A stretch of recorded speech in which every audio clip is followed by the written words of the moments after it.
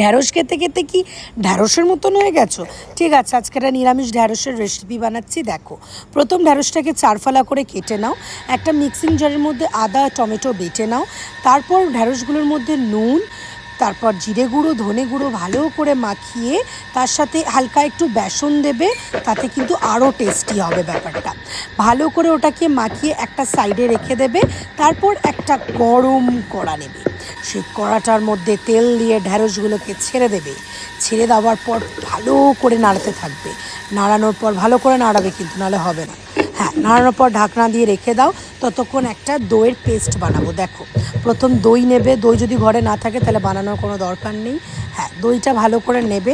নেওয়ার পর যত পারো তত নিতে পারো। তারপর জিরে গুঁড়ো দেবে, ধনে গুঁড়ো দিয়ে ভালো করে mix mix mix mix mix mix mix করে নাও। ততক্ষণ দেখো ঢ্যাঁড়সটা কিন্তু অলরেডি হয়ে গেছে। আমি কিন্তু জল দিই, তো ঢ্যাঁড়সটাকে নাবিয়ে একটু সাইডে রাখবে ভালো করে। কিন্তু দেখো, নাহলে কিন্তু পরে বকবো। হ্যাঁ, তারপর একটা তেল নেবে কড়ায়, তেল দিয়ে ওই পেস্টটা দিয়ে দেবে। দিয়ে ভালো করে নাড়িয়ে কিছুক্ষণ চাপা দিয়ে রেখে দেবে। দেখবে এরকম তেল ছেড়ে গেছে। তারপর যে আমরা দইয়ের পেস্টটা বানিয়েছিলাম, সেই দইয়ের পেস্টটা দিয়ে দেবে। দিয়ে ভালো করে নাড়াবে। যদি ছানা কেটে গেছে তাহলে কিন্তু ভালো রান্না হবে না। আচ্ছা, ভালো করে নাড়িয়ে নেবে। তারপর যে ঢ্যাঁড়সটা আমরা রেখেছিলাম সেই ঢ্যাঁড়সটার মধ্যে দিয়ে দেবে।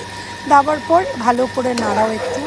নাড়ানোটা কিন্তু মোস্ট ইম্পর্টেন্ট। তো ভালো করে নাড়ানোর পর ঢাকা দেওয়ার পর দেখো খুব সুন্দর লাগছে, বিশ্বাস করো খেতেও ভালো হয়েছিল। আমি এটার মধ্যে আবার একটুখানি বড় লোকির ব্যাপার, তো একটুখানি ক্রিম দিয়েছিলাম, তোরা নাও দিতে পারো।